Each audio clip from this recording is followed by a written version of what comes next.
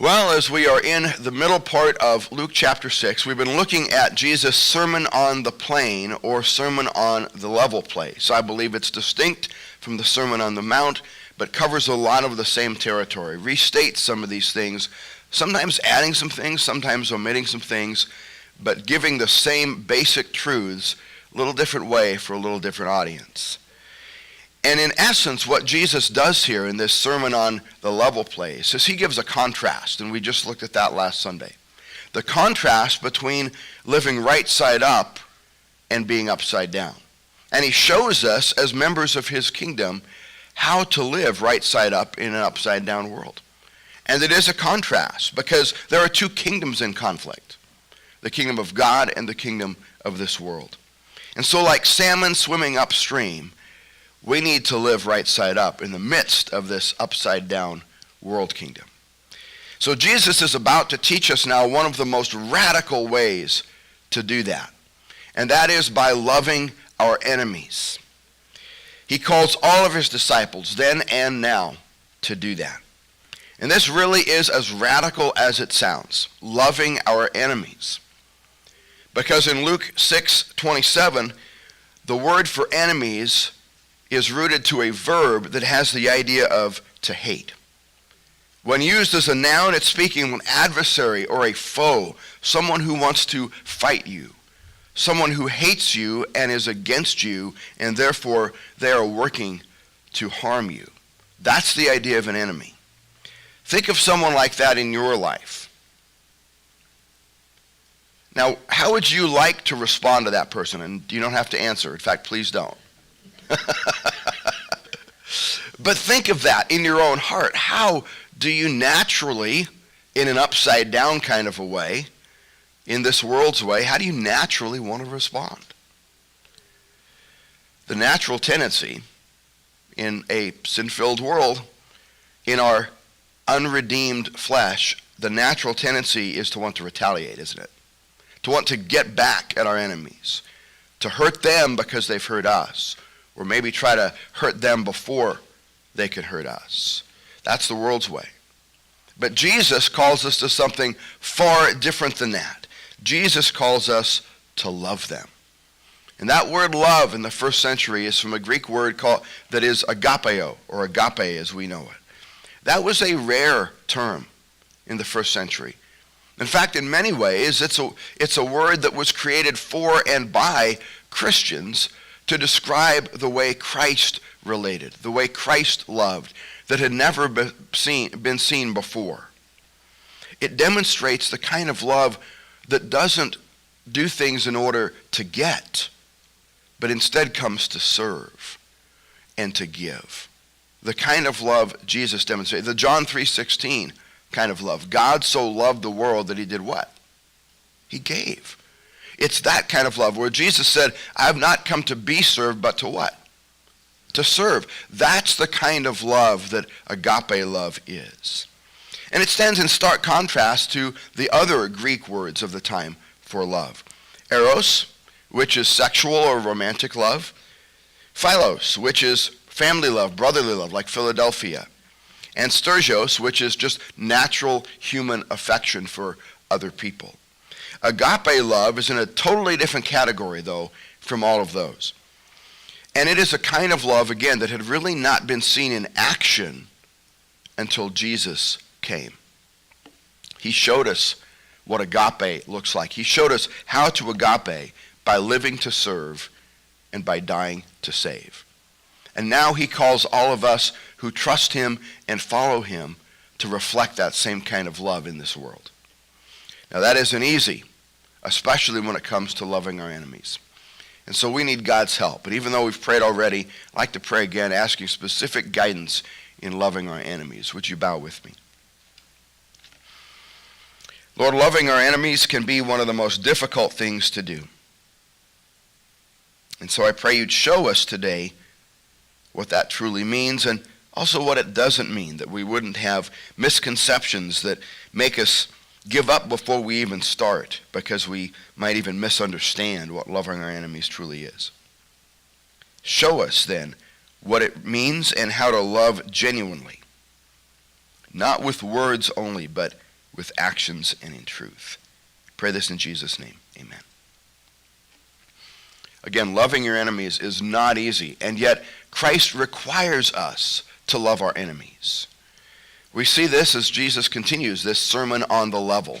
He is going to level with us, as we would say. He's going to level with us about how to do one of the most difficult things, but about the need to do that regardless. After describing the sorrows of those who don't follow him that we concluded with last week, now he turns his attention back to those who do follow him. And here's what he says, picking up in Luke 6:27 and 28.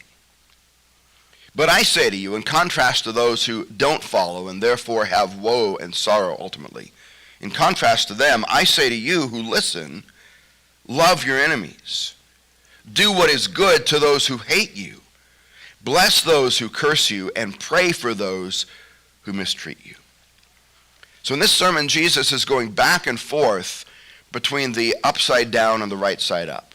He started out with the blessings of being right side up, but then the woes or the sorrows of being upside down. Now he goes back to how to live right side up. But it's in the midst of this difficult world where people actually do hate us. Believe it or not, you probably have an enemy in your life. Maybe someone you just thought of. Maybe someone you're unaware of. Of course, we know Satan is our enemy, but I'm talking here normal human people. Not every person in this world likes you. It's hard to acknowledge that. We all think we want to be, likable people. But you have enemies, and we all do. And so Jesus is now turning and talking to those who listen about how to respond to enemies. Those who listen are those who seek to live right side up, and I hope that's you. Remember, though, that listening is more than just taking it in with our ears. It's putting it into practice in our lives, right? It's living it out in what we do. Listening carries with it, in the biblical idea, listening carries with it the intention to obey. It's wanting to hear in order to obey. That's all tied up with this idea of listening. Jesus often said, let those who have ears to hear, hear. And he was speaking to those who wanted to take it in and live it out. This listening process is not complete if we just hear it with our ears. It's got to be lived out with our hands and our feet, with our mouths, with our minds, with our lives. As James 1:22 says, don't just listen to God's word. You must do what it says. Otherwise, you are only fooling yourselves. So don't fool yourself in thinking that it's okay to just hear it and walk away. We've got to do something with it. In Luke 6, again, Jesus is speaking to disciples then and now. And a disciple is a learner, a life learner. A disciple is learning how to live, how to do life right side up in this upside down world. And so listen with commitment that what you hear you're going to put into practice. As 1 John 3:18 says, let us not love in word or speech, but in action and in truth. Listening requires action. And love requires action. In verses 27 and 28, Jesus commands 3 actions of love. We just read them. Let me highlight them for us. He says we're to love our enemies by doing good to them, by blessing them, and by praying for them. We're to do each of those things in spite of whatever they might do to us. So first, love by doing good. Do what is good to those who hate you, Jesus says.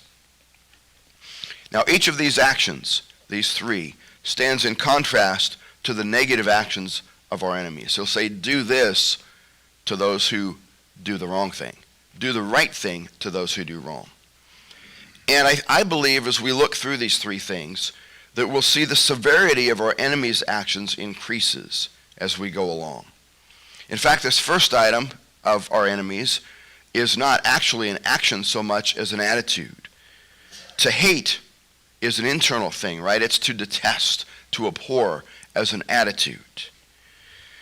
Someone who doesn't like you, they can't stand you, and so they have an inner desire to bring harm, but they're not acting on it yet. But it's a kind of attitude of malice that fuels persecution. They're the kind of person you can't turn your back on, right? Because you know that If you do, they might do something bad. But Jesus tells us not to respond in kind, to not hate them in return. Instead, we're to respond to their evil intentions with positive actions. We're to do good to them. As the Apostle Paul wrote later in Romans 12:21, do not be overcome by evil, but overcome evil with good. Be kind and gracious to them. Look for ways to actually help them. When you find such a way, take it, do it. We're to do good to them. That's the first way we love our enemies. The second is by blessing them. Verse 28, Jesus says, bless those who curse you. Now, cursing, as we move through what our enemy's approach is, cursing has moved from a hurtful attitude now to hurtful words. They're speaking against us. And the idea of cursing is not only speaking against us to other people, but to God or to whatever false gods they might worship. You see, the idea of cursing is to speak words to desire supernatural harm to come to someone. You're speaking words asking that a person be supernaturally hurt. So how should we respond to that when an enemy calls down curses on us? Well, Jesus says we are to bless them in return. The word bless is eulogia in the Greek, and that sounds like what word? Eulogia. Eulogy, right. Right, eulogy. And a eulogy is a good speech, right? That's what the word literally means. It is saying positive things, nice things about someone who's deceased, like at a funeral. And so Jesus is calling us to speak well of our enemies, to find something positive to say about them. Is that hard to do?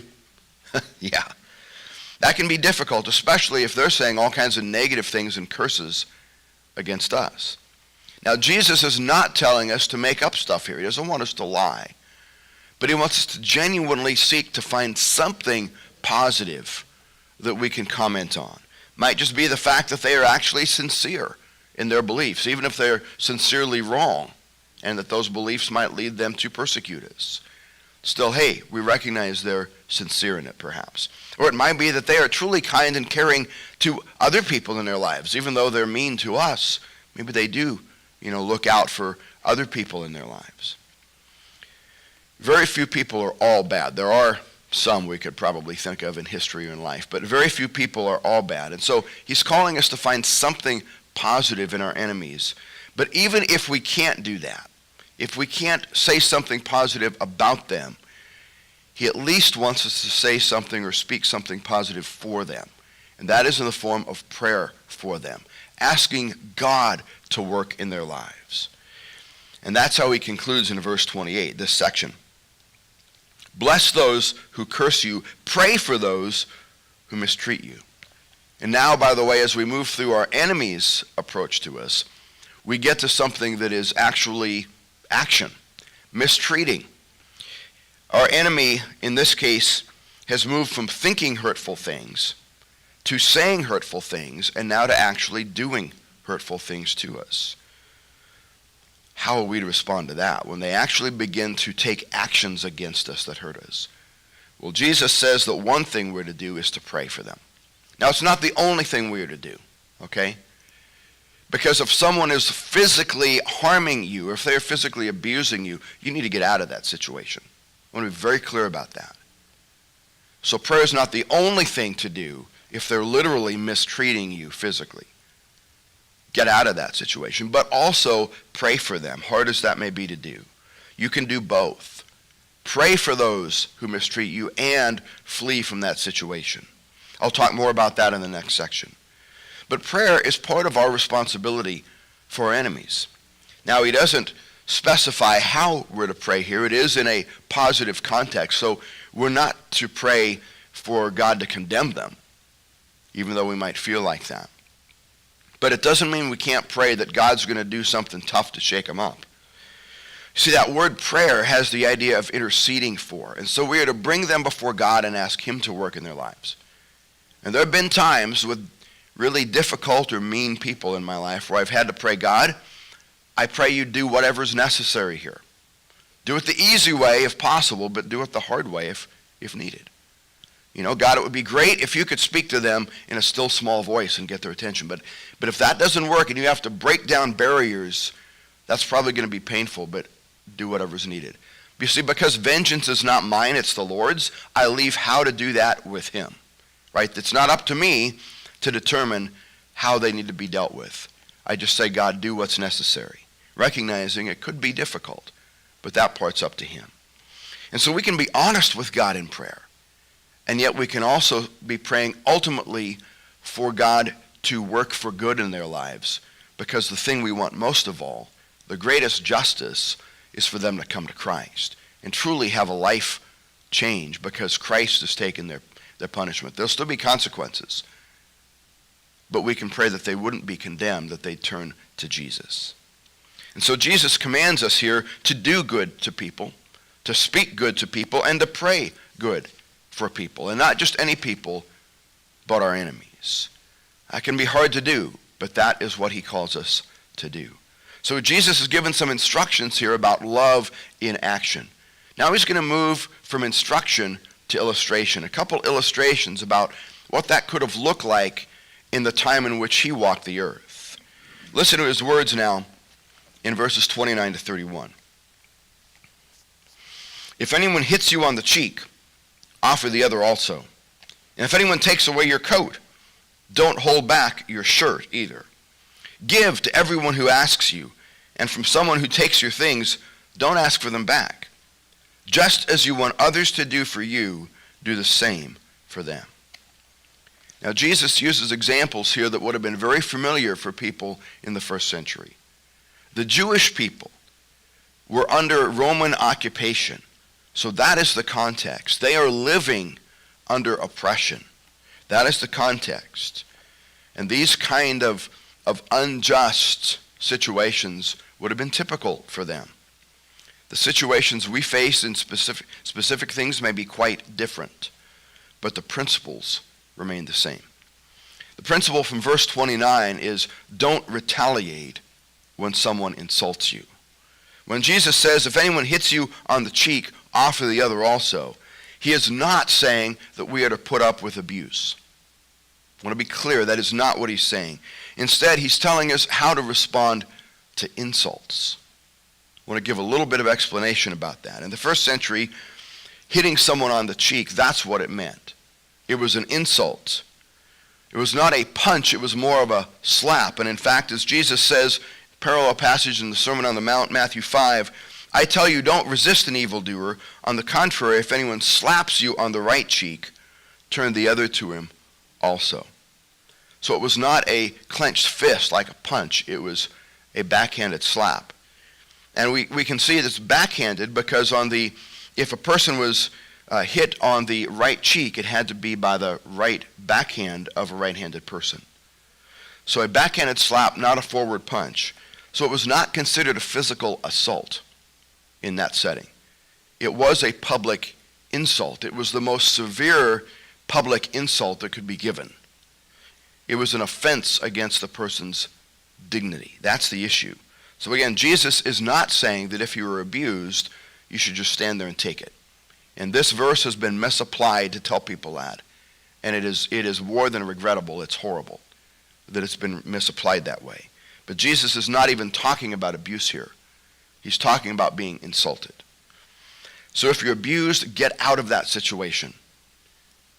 If you need help with that, reach out to myself or one of the other elders, and we will help you with that. Because I want people to be safe. But what about insults? Well, Jesus knew his disciples would often face insults as they walked with him. So how should they respond? Well, we saw in Matthew 5, he says, don't resist. The idea there is don't retaliate. Don't give in kind to what you've received as far as an insult. He's saying don't get caught up in a back and forth with someone who insults you. You know, if they insult you, you give them another insult back and it escalates. He says, that's not going to help anything. Don't do that. Instead, offer the other cheek. Now, what does that mean? Well, in that culture, turning the left cheek to someone was actually a rejection of the insult. It was a way of saying, in effect, you want to do that again? Almost kind of a challenge. But it would have required, if the person was going to do that again, that they now strike them with the open palm of their other hand. And my understanding from researching this is that is the way you would treat an equal. Still doesn't seem very good to us, but in that setting, that would have been how you treated an equal. The backhanded slap was the way you treated someone who you viewed as lesser than you. So by turning the cheek, you were actually saying, I'm secure. I don't need your approval. I have security because I belong to God. And so you can't shame me. And I'm requiring that you treat me as an equal. Now let's deal with the issue. That's what you're doing in effect. Now, it would look different today than that. We don't have all that physical type of, nowadays if someone slaps someone, it's pretty much considered the same as a punch or something in many cases. Back then, they had a different setting. So we don't have the exact situation, but the illustration gives us a principle that still applies. Don't return insult for insult. That's the key. Now think about how this applies, for example, online, right? How many times, if you're in some kind of a thread or some kind of a post or something, do people get going back and forth insulting one another? Don't get caught up in that. I think that would be a very practical example of how to apply this today. Well, Jesus gives another illustration in the rest of verse 29 into verse 30. He says, if anyone takes your coat, don't hold back your shirt either. Give to everyone who asks you, and from someone who takes your things, don't ask for them back. This illustration shows us to be generous. To be generous not only with those who ask for help, but those who actually take from us. Now imagine we get the idea of being generous to those who ask for help, right? It's like the neighbor in need who comes over and asks to borrow your ladder or your lawnmower. And in that kind of a setting, a neighborly setting where they're asking for help, they're not just taking it, but they're asking for help, I think we can often apply the approach that my dear friend Joe Coyle used to take. He used to say that if a friend or a family member asked to borrow something, he just gave it to them. He basically never assumed he'd get it back. He didn't count on that. If they did, that was nice, but he just gave it with an open hand. Okay, I think we can apply it that way when they're asking. And how that works out is up to you, but that's one way to apply this principle. But what about if someone just takes something from you? Okay? Are we just to let people steal from us? As one writer said, if all Christians did that, we'd soon live in a world of penniless Christians and wealthy wicked people. Right? Now you might say, well, isn't that kind of how the world looks today? But trust me, it could be worse. If truly any time a wicked person just took things, they just got away with it. To understand what Jesus means by letting them take things from us, it's helpful to again look at the Sermon on the Mount, parallel sermon in Matthew 5. In Matthew 5:40, Jesus said, as for the one who wants to sue you and take away your shirt, let him have your coat as well. So the context there, and probably carried over into Luke without being stated, because some of these people had heard this before, the context there in Matthew 5 is a courtroom. And the situation is a lawsuit in a court. So this is not a neighbor who is needy. It's not what he's talking about in this second part of it. But rather, he's talking about an enemy who is greedy. And Jesus says in that situation, in a literal lawsuit, don't give less than the plaintiff is asking for. Offer more than they're asking for. Even though that person is being unreasonable, he's saying, don't be unreasonable in response. Instead, be generous. Jesus is echoing the idea of Proverbs 25, 21 and 22. If your enemies are hungry, give them food to eat. If they are thirsty, give them water to drink. The idea is that in doing this, you will heap burning coals of shame on their heads, and the Lord will reward you. This passage, by the way, is also quoted in Romans chapter 12, verse 20. In fact, if you want to read Romans 12, 19 to 21 on your own, it really summarizes everything we're looking at today. But the idea is that lavish generosity will often cause even an enemy to realize how wrong they've been. Lavish generosity will often bring shame because the enemy will realize, man, I've been totally unreasonable. And they're being unreasonably generous on the other side. They're going above and beyond where I'm trying to take everything I can get and then some. But Matthew 5 suggests in the courtroom setting that even if your enemy doesn't recognize that he's being wrong, that often in a court setting, the officials will recognize he's being unreasonable, and that you'll win favor for that. Now, again, that would have been in the court systems, particularly Jewish or Roman systems in that day. I'm not giving free legal advice here, okay? So you decide how you apply this. But the understanding is Jesus was talking about a specific setting of a courtroom. The principle, though, for both of these situations, both these illustrations, is to not retaliate, but to be generous. If you put these two illustrations together, don't try to get back at your enemy, but instead give to them generously. And then pray that God will work in their hearts. And Jesus summarizes this in verse 31. Just as you want others to do for you, do the same for them. Now, what is this statement sometimes called? The golden rule. Yeah, right? And it is really another way of saying the second greatest commandment, right? The first commandment, love God with all that you are, right? And all that you do, paraphrasing here. And then the second is like it, Jesus said, and that is to love your neighbor as yourself. This golden rule is just another way of saying that same thing. Now, this approach had actually been taught by other leaders in history as well. There's a record of a Jewish rabbi from centuries before Jesus walked the earth, a Jewish rabbi named Hillel, who put it in the negative. He said, don't do to others what you don't want them to do to you. And other leaders and scholars and religious people had said that over the years. Don't do to someone what you don't want them to do to you. Jesus is the first person to put it in the positive. And to say, don't be satisfied with just withholding harm from someone because you wouldn't want to be harmed. But instead, go the extra mile, which in Matthew 5 he actually uses that illustration too. But go the extra step of taking the initiative to give to them despite what they might do to you. Treat them positively like you'd want to be treated, and look for ways to positively do that despite what they're doing to you. And as we'll see in a few moments, that is, after all, how God treats us. He took the initiative when we were his enemies. And that's what Jesus is driving at here. Now, to apply this golden rule, I think we have to put ourselves in the other person's shoes. We need to ask, how would I want to be treated if I were them? For each person has a unique personality, right? And so you can't just say literally, what would I want, because they're not me. But the principle helps us understand we need to figure out, what would I want if I were them? And then give that to them. There's a book written a number of years ago by a pastor named Gary Chapman that kind of helps us unpack the different ways that people receive love, different ways they would want to be treated. It's a book called The 5 Love Languages by Pastor Gary Chapman.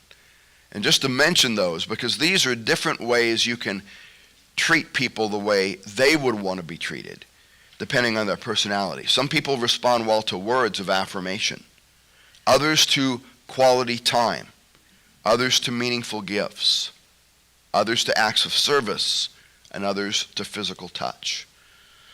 So words, time, gifts, service, and touch, those are all different. We all need all of those, but different people are feel more loved by certain ones of those than others. And if we're going to love our enemies, and our friends for that matter, we've got to do so in a way that speaks to them. That requires understanding and empathy for who they are.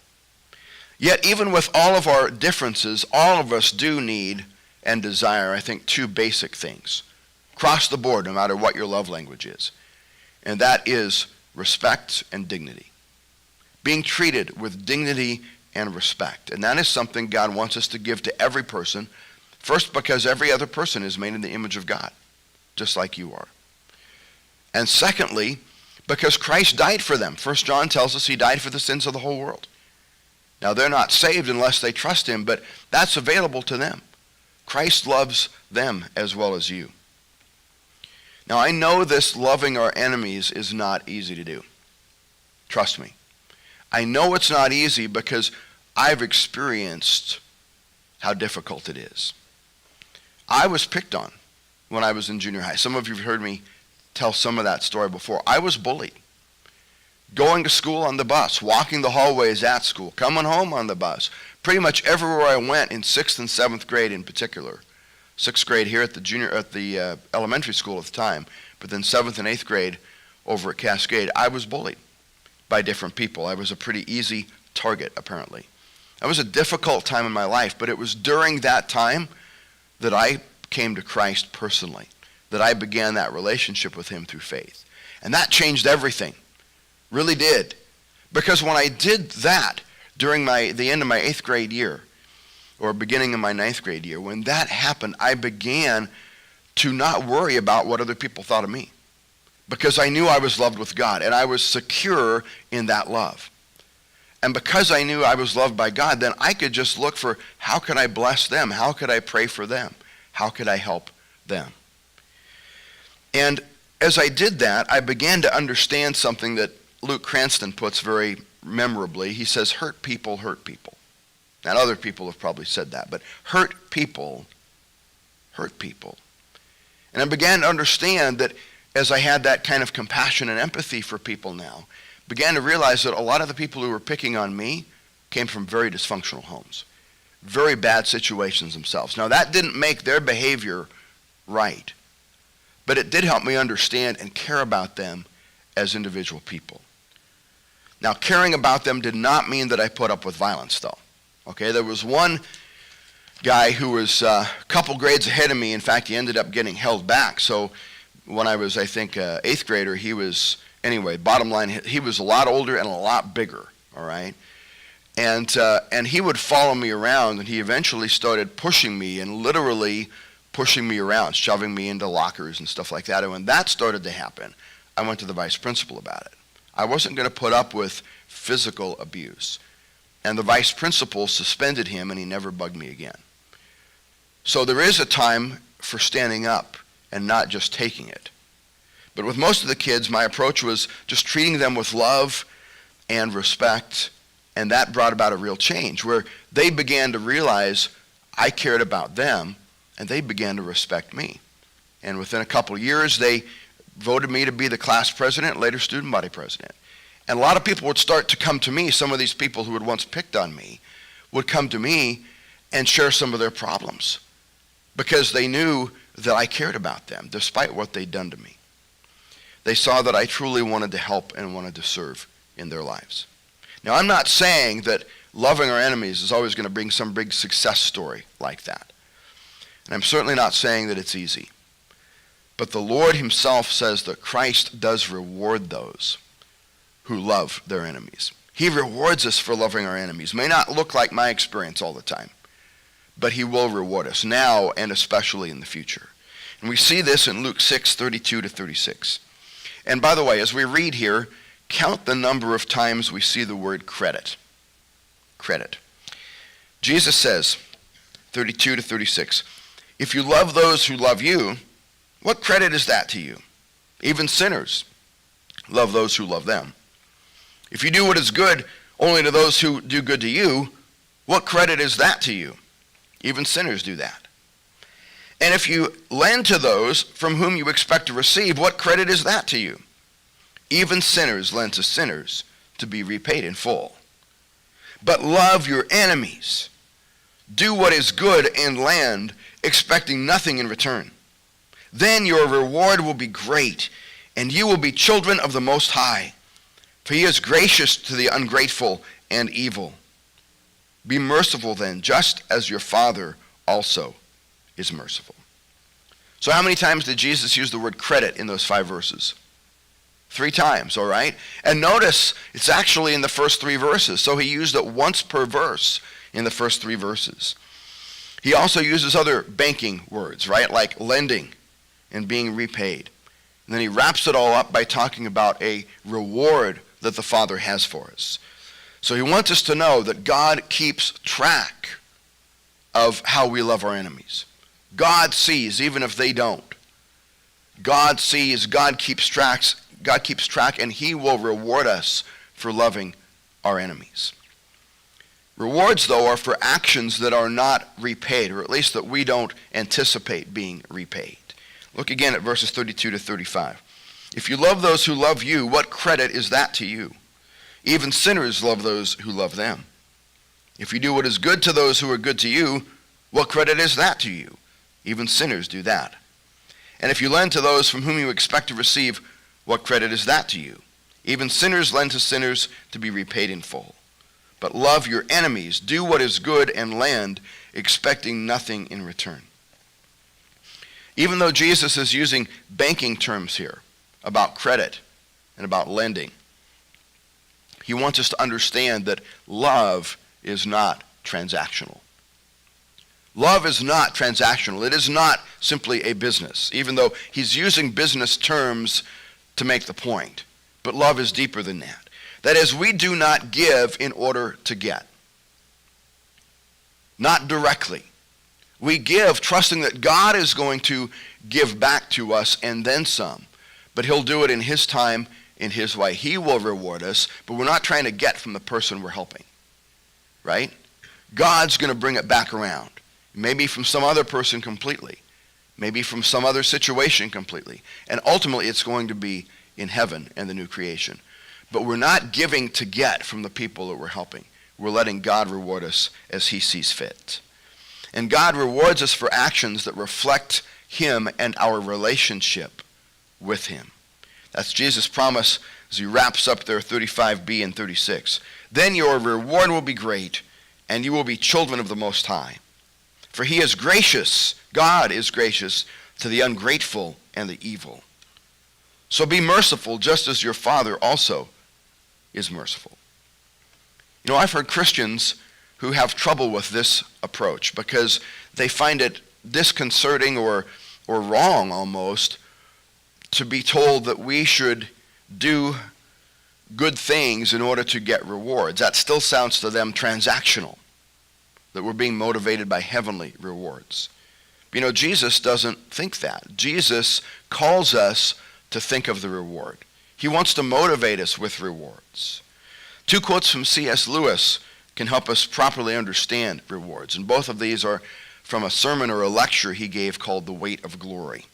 One of them is this, pretty succinct. To seek the future reward that God offers us is not selfish, it's obedient. It's a pursuit that pleases our Father in heaven, since it is his great joy to reward us in the kingdom to come. So he's saying it is good to seek rewards because God commands it and because God delights in it. God delights to reward us when we faithfully love and serve in his name. And then it goes on with this, a little longer illustration, but it makes the point. And I'll have to maybe define a few terms as we go through.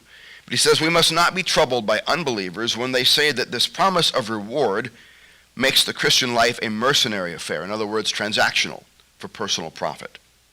He says there are different kinds of reward. There is the reward which has no natural connection with the things you do to earn it. And it is quite foreign to the desires that ought to accompany these things. In other words, he's saying there's a reward that you shouldn't aim for. And here's an example of it. He says money is not the natural reward of love. That's why a man is called mercenary or transactional if he marries a woman for the sake of her money. All right? That's a bad thing. But marriage is the proper reward for a real lover. And he's not mercenary or transactional for desiring marriage for the real motive. Or here's another example. A general who fights in order to get a peerage or to be made a noble person is mercenary. A general who fights for victory is not. Victory is the proper reward of battle, as marriage is the proper reward of love. So he sums it up with this. The proper rewards are not simply tacked on to the activity for which they're given, but they are the activity itself in consummation. In other words, they are the fulfillment of what you're doing. And it is right to seek the rewards God gives that fulfill your service and your love for him. So that brings us back to Jesus' promise in verse 35. He promises great reward. Specifically uses that word great. And what is it? Look at the next phrase. That you will be children of the Most High. I believe that is the reward.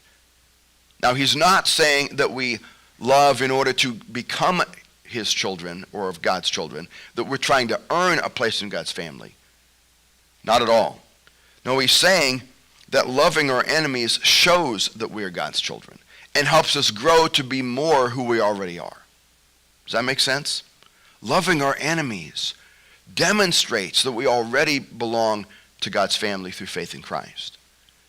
Because that's what it is to be a member of his family. It's to be a loving person.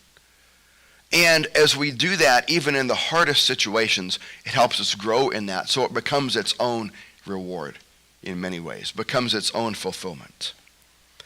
The reward is to become more like who we are and who we were meant to be more fully reflecting God as his kids in Christ. We'll receive some of that reward now as we grow in relationship to him. We'll receive the ultimate of that reward when we see Jesus face to face. So the question then is, what is our Father like? And Jesus reminds us of that as he concludes here. God is gracious. God is gracious to the ungrateful and the evil. That includes us before we knew Christ. So he says, in light of that, be merciful just as your Father also is merciful. He's calling us to reflect God. Because God has been gracious and merciful to us when we were at our worst. We're to be gracious and merciful to others when they are at their worst. God is gracious in giving us what we don't deserve, relationship with him forever. He's merciful in not giving us what we do deserve, and that is hell, in condemnation apart from him forever. God gives everyone things that we don't deserve, right? He gives us all rain and sun and food and friends, and best of all, he gives us Jesus. Jesus died for us, for you, for me, while we were still ungrateful, while we were evil, while we were God's enemies, we're told in the book of Romans. And he did that for us because he loves us. Jesus loved not just with words, but in actions and in truth. And the ultimate action was going to the cross for you and me. He loved us by being merciful for us and by being gracious to us. Now he calls us to love as he does. He calls us to be merciful as he is merciful and to love even our enemies, just as he loves us.